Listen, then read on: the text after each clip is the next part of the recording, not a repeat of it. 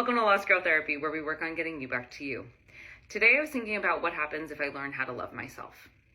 And if I learn how to love myself, I'm going to change the way I communicate what I'm looking for in love to others.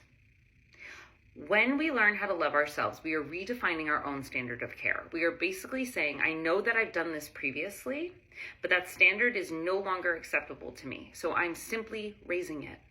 And I'm changing it in order for it to become better for me, to make me feel whole and complete and cared for.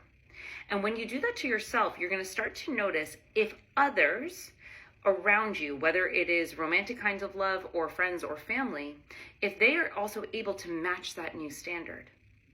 If we do not have a standard of care, if we do not know how to love and care for our own hearts, we are not going to know how to express what we require in relationships.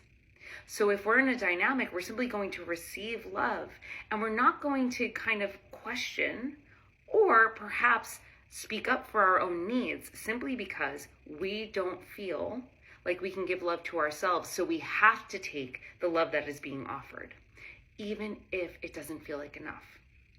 So when you learn how to love yourself, what you're actually doing is you are learning how to read your own heart signals. You're learning how to fulfill yourself first and foremost.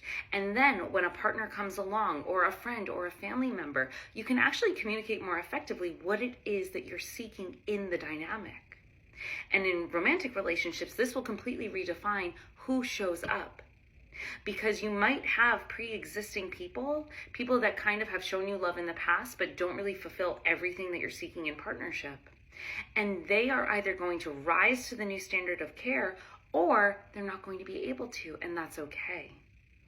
Their inability to meet your standard of care is no fault of their own. It is simply means that you guys are not matched anymore, because your heart has redefined its own terms.